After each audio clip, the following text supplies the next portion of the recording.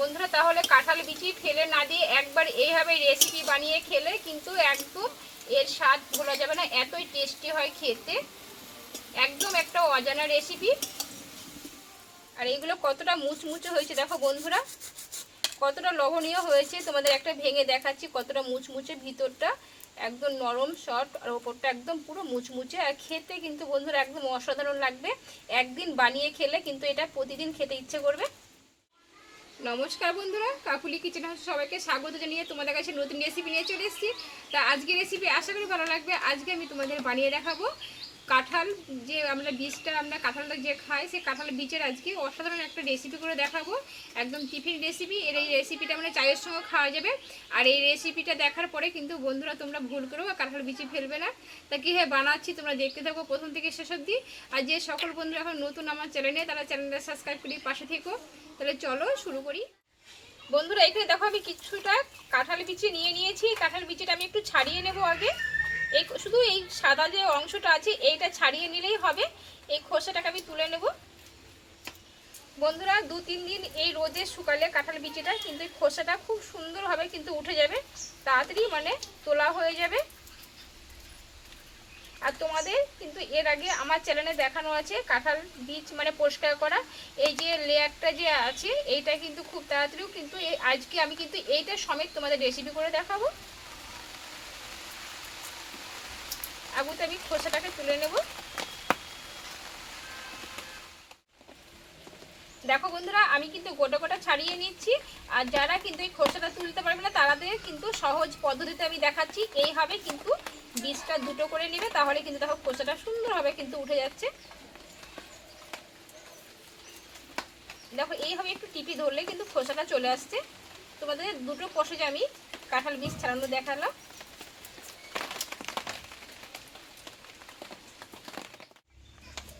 দেখো বন্ধুরা সব খোসাগুলো কিন্তু তুলে নিয়েছি। এইবার এই বীজগুলো আমি এইভাবে আধখান করে নেব। দেখো বন্ধুরা খোসাটা কিন্তু আমার সব তোলা হয়ে গেল। আর এই কাঁঠাল বিচিগুলো আমি এইভাবে অর্ধেকটা করে নেব।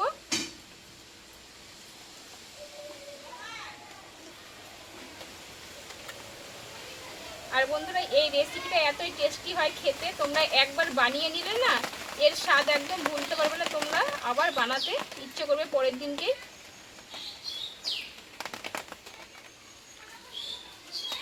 দেখো এখানে সম্পূর্ণ কাঁঠাল বিচিগুলো কিন্তু আমি কেটে নিয়েছি। বন্ধুরা দেখো কাঁঠাল বিচিটা আমার ছাড়ানো হয়ে গেল। আর আমি অর্ধেকটা করে কেটে নিয়েছি। এইবার আমি কড়াইয়ে এটা দিয়ে দেবো আগে।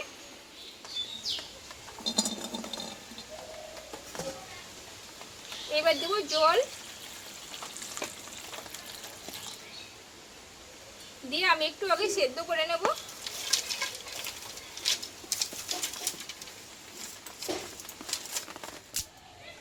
দেখো উনুনটা ধরিয়ে নিয়েছি। আমি এখানে একটু লবণ দিয়ে দেব, আর দেবো একটু হলুদ গুঁড়ো দিয়ে এবার আমি 10 মিনিট মতো একটু সেদ্ধটা করে নেব। একদম নরম করে নিতে হবে বন্ধুরা।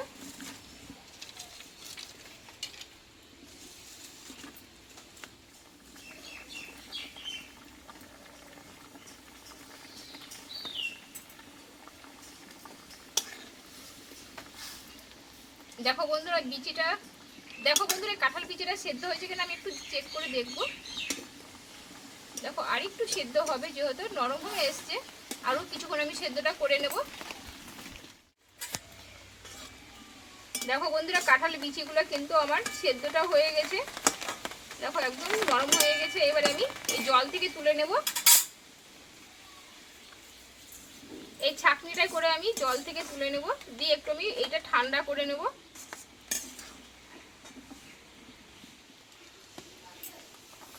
দেখো আমি একটু ঠান্ডা করে নেব। দেখো বন্ধুরা এখানে কাঁঠাল বিচিগুলো কিন্তু আমি ঠান্ডা করে নিয়েছি। আর এই কাঁঠাল বিচিটা আমি একটা মিক্সিতে আমি পেস্ট করে নেব। আর এটা তোমরা শিলনোড়াতেও হাত দিয়ে বেটে নিতে পারো। আমি মিক্সিতে আমি পেস্ট করে নেব একটু। দেখো এখানে একটা মিক্সি জার নিয়েছি, আমি দিয়ে দেবো।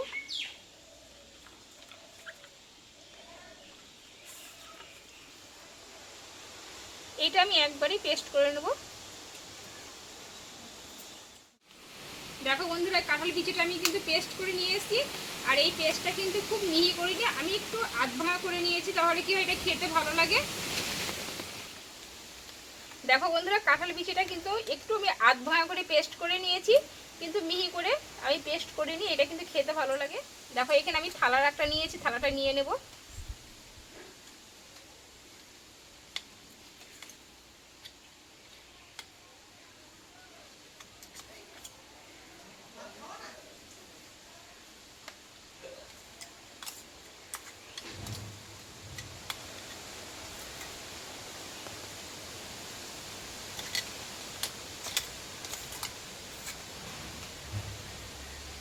দেখো এখানে কিন্তু অনেকটাই হয়েছে। দেখো এইবার এখানে দিয়ে দেবো কিছুটা আমি চিনি মিষ্টির জন্য, আর দেবো এখানে আদা কুচি, আর দেবো এখানে লঙ্কা কুচি। এই ঝালটা তোমরা বাচ্চারা যদি খায় তাহলে একটু কমিয়ে নিতে পারো। আর এখানে দেবো একটু জিরে গুঁড়ো, আর দেবো এখানে এখানে ভাজা মশলা হাফ চামচ মতো, আর এইখানে নিয়েছি স্বাদ মতো লবণ আর হলুদ, আমি এটা দিয়ে দেবো। আর বন্ধুরা, এইটা কিন্তু আমি নিরামিষ হিসেবে করছি, তোমরা এটা পেঁয়াজ দিয়েও বানাতে পারো। আর এখানে নিয়েছি কর্নফ্লাওয়ার, আমি 1 চামচ মতো, এই বড় চামচের 1 চামচ মতো কর্নফ্লাওয়ার দিয়ে দেবো। এটা কি হয় একটু মুচমুচি হয়, খেতে ভালো লাগে। আর এখানে এই চামচে 3 চামচ মতো বেসন নিয়েছি, বেসনটাকে দিয়ে দেবো।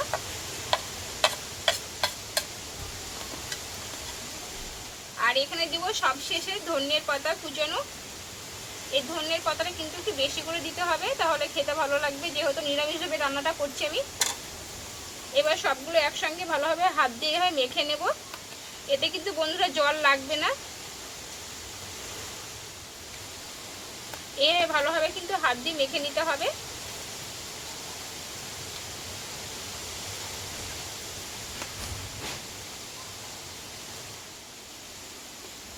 দেখো বন্ধুরা, এখানে কিন্তু একদমই জল দেওয়া যাবে না, এইভাবে হাত দিয়ে মেখে নিলে কিন্তু সম্পূর্ণ দেখো এটা মিশে যাচ্ছে। জল দিলে কিন্তু একদম নরম হয়ে যাবে।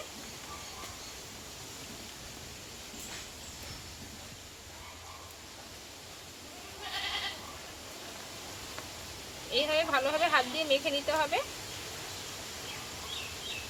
ভালোভাবে এটা মেখে নিলে ভিতরটা একটু নরম হবে, খেতে ভালো লাগবে।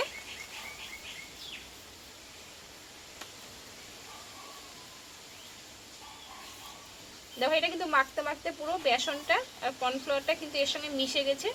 আর জল দিলে কিন্তু বন্ধুরা নরম হয়ে যেত, কিন্তু এটা মাখতে মাখতে একদম পুরো এটা মিশে যাবে। দেখো এটাই আঠা আঠা ভাব আছে, এটা কিন্তু ভালোভাবে মেখে নিতে হবে।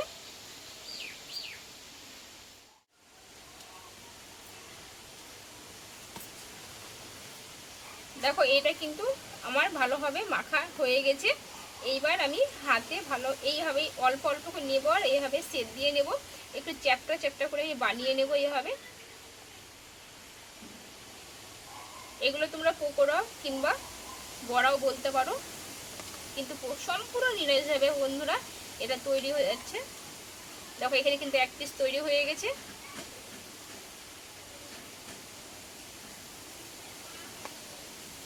আবারও তোমাদের একটা বানিয়ে দেখাচ্ছি।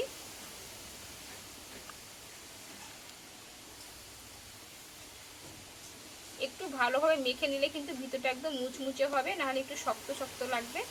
দেখো এখানে আবারও আমি একটা তৈরি করে নিয়েছি।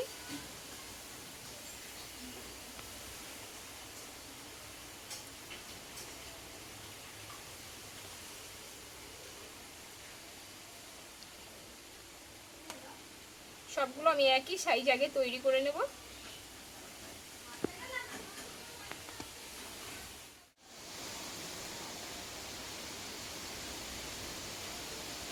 দেখো বন্ধুরা, এইখানে কিন্তু আমার সবগুলো তৈরি হয়ে গেল।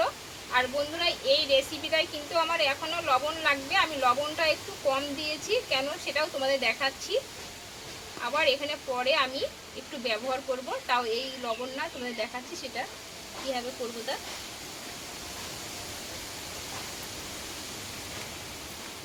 তোমাদের আবার দেখাচ্ছি কীভাবে লবণটা ব্যবহার করবো আবার লাস্টে। দেখো এইগুলো আমি সবগুলো কিন্তু একসঙ্গে ভালোভাবে তৈরি করে নিলাম, তাহলে কি ভাজতে গিয়ে একটু সুবিধা হবে। আর এই পকোড়াগুলো কিন্তু খুব অল্প তেলে বন্ধুরা ভাজা হয়ে যাবে। দেখো এখানে কিন্তু সব পকোড়াগুলো আমার তৈরি হয়ে গেছে। এবার চলো উনুনটাকে ধরিয়ে নেব।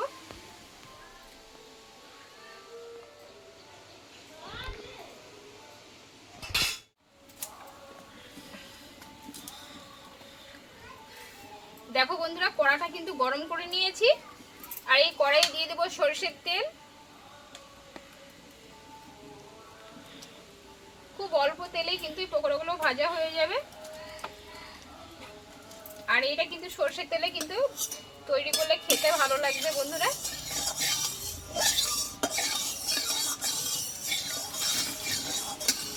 তেলটা দেখো ভালোভাবে গরম করে নিয়েছি।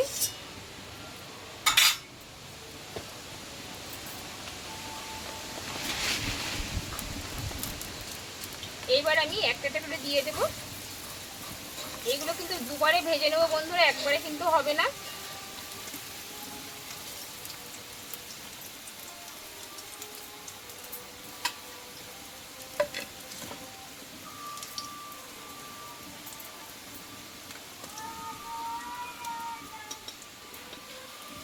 দেখো এক পিঠ আমি উল্টিয়ে দেবো।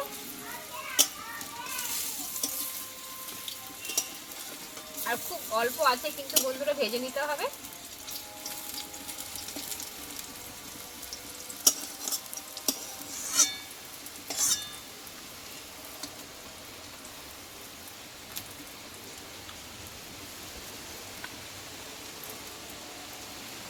আর কিন্তু খুব অল্প তেল লাগে বন্ধুরা, তোমরা দেখলে বুঝতে পারবে অল্প তেলে কিন্তু এগুলো ভাজা হয়ে যাবে।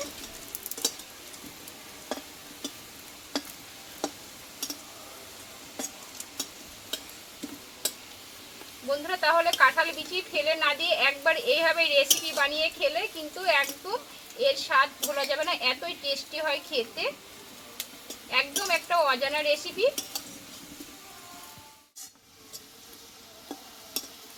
দেখো এইগুলো কিন্তু আমার দুই পিঠ ভালোভাবে কিন্তু ভেজে নিয়েছি, দেখলে তোমরা বুঝতে পারবে আর কতটা লোভনীয় হয়েছে। দেখো বন্ধুরা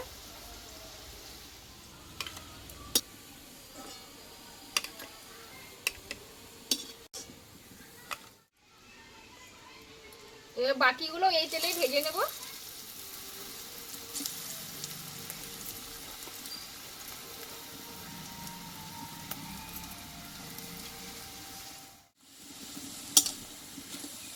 দেখো বন্ধুরা এই কাঁঠাল বিচির পকোড়াগুলো কিন্তু ওগুলো ভাজা হয়ে গেল, দুই পিঠ ভালোভাবে কিন্তু ভেজে নিয়েছি।